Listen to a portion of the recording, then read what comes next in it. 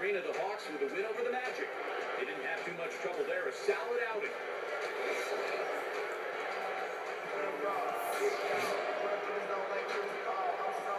Well, it's been a one-sided affair so far through the first two quarters, but there's plenty of time to mount a comeback.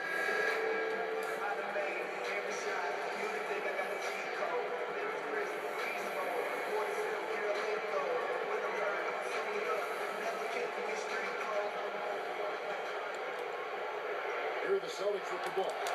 You know, guys, I think the Celtics actually came into the playoffs last season with a little less swagger than usual. I mean, losing Kendrick Perkins in the trade seemed to shake them up a little bit. And with Shaq really unable to contribute due to injury, the team used to being big inside, perhaps felt a little smaller. So on the floor for Philadelphia, they've got Greg Monroe. Marion is out there with Nowitzki. Then there's Chalmers. And it's Crawford at the 2 guard.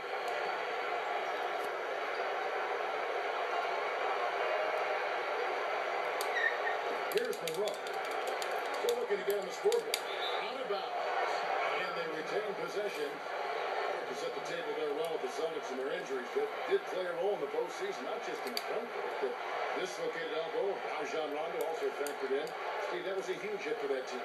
Yeah, I was amazed that he was able to return in that game and continue to play the rest of the series. But it did limit him. And with Rondo slowed down, the Celtics had a tough time scoring. In fact, Miami really played him and Boston kind of 5-on-4. They didn't honor his offense, and it really cost Boston. Humphries with the bucket. Here's Chalmers. Snatched away. Miscue here, a box play there, a mistake there. Result 5 points they've allowed off turnovers this quarter. Yeah, I don't see any focus out there. They've looked undisciplined. They're not taking care of the basketball, and it's really starting to hurt people. It's 3 turnovers for him in this quarter alone, guys. He's got to be better with it. Here's Chalmers. 1:58 left in the third quarter of the game. Stops, pops, and it's Boston with the level. We've got 1:48 left to play here in the third. And Jameer Nelson, one of the Magic players who really struggled in the playoffs last season. He shot under 38% from the floor and was only 23% from distance. He just had a tough time shooting. Impressive play there. They have been really good offensively. Piling up the points en route to this big lead, guys. I mean, they've been unstoppable. And going back to Jameer Nelson, guys, apparently after the regular season game against Chicago, he told Derrick Rose, I'll see you in the second round. Well, after the Hawks knocked out the Magic in the first round, they actually left tickets for Jameer and will call prior to their first game against Chicago. And Marion gets it to go. And those points are made possible by that perfect entry pass. From downtown, Humphries with the bucket. Humphries has got 8.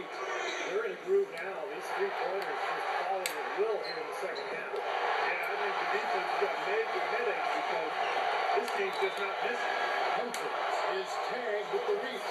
That is his first foul of the game. And a whole new group out on the floor for these Celtics. And then for Philadelphia, Hayward comes in for Greg Monroe. And it's Green for Dirk Nowitzki. Here's LeBron. Shot misses. So Philadelphia will take it the other way. First chance of the season for them to go up against the Celtics team. Here's Moore. The basket good off the assist from Billups. He's got 7. As soon as they made that steal, it was off and running. Yep, and they acted on the partner. That's an easy 2 points off the door. Some changes for Boston.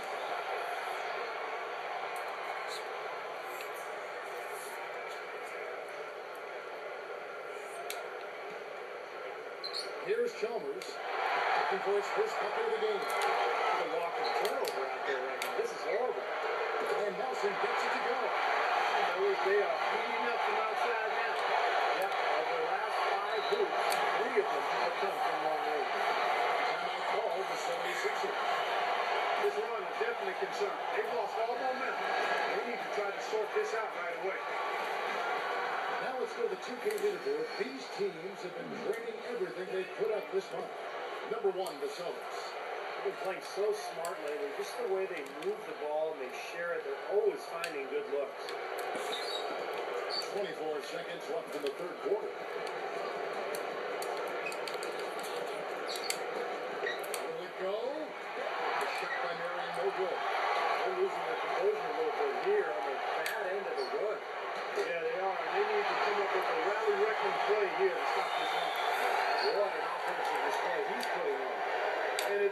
Steve. You got to put more pressure on him. Bring him up and make him move the ball. The offensive efficiency has been really important. I think that's been the difference. Well, I think it's pretty simplistic, but it does oftentimes come down to this, making shots. And that's what they've done.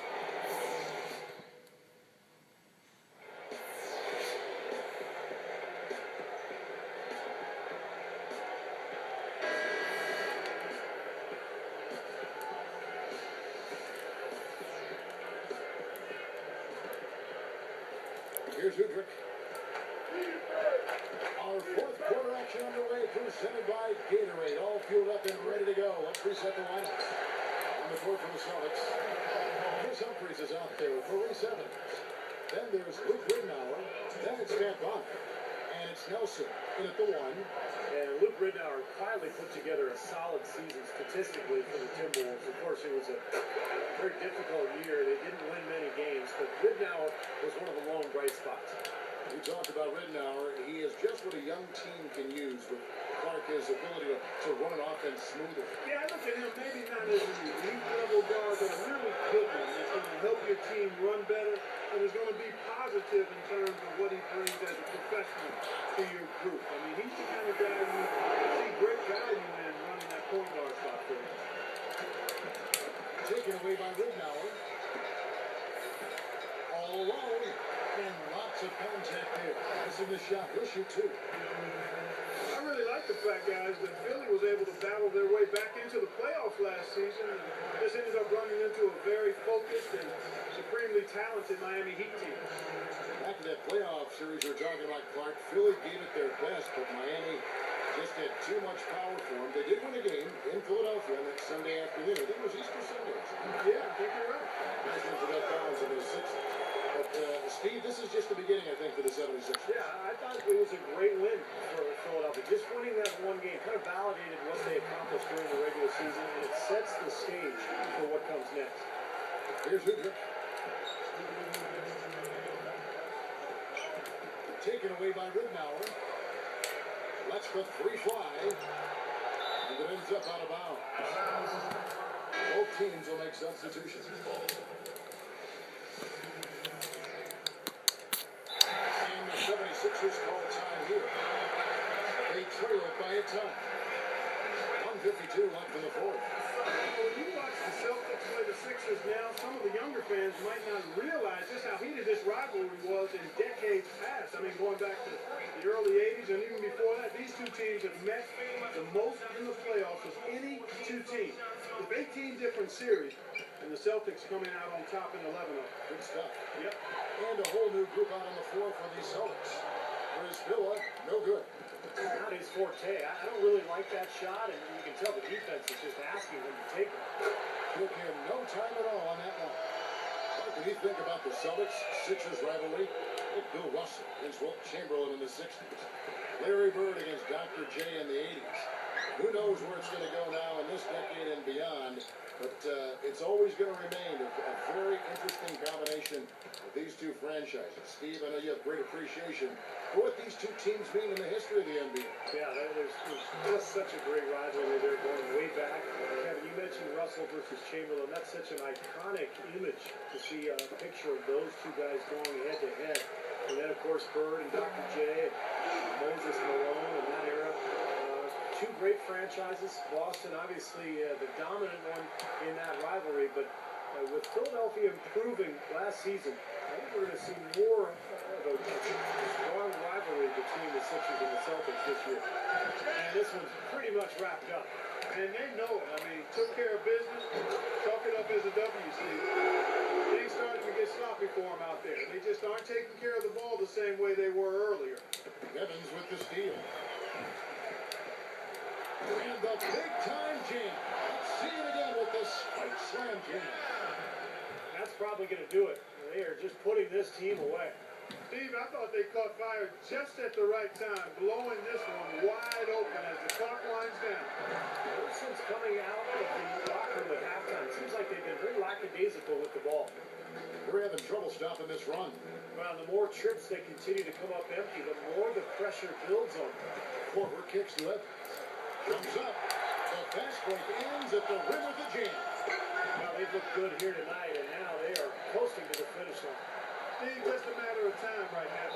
Good time to turn it up here, enjoying this double-digit lead here in the fourth quarter. Well, as long as they stay tidy and sharp, they'll walk away with the victory here. Timeout call the 76ers. They're behind by a ton. We've got 28 seconds left in the fourth quarter. Guys, your thoughts? Well, they're not going to win this game, but at least you want to finish it out strong. Well, there's no quitting them, that's for sure, Steve. You certainly can give them credit for that. Jamal Crawford, he's jacked in for Dante Jones. Nowitzki for three. Chris Kaman pulls it in.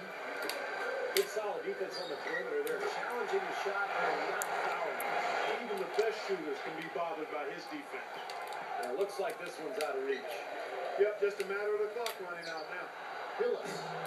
No good from three-point territory. It's like he's just trying to showcase his range, but he could probably get a better shot in that possession. Yeah, he sure could. It doesn't do you any good if you miss it from that deep. And so it's Boston.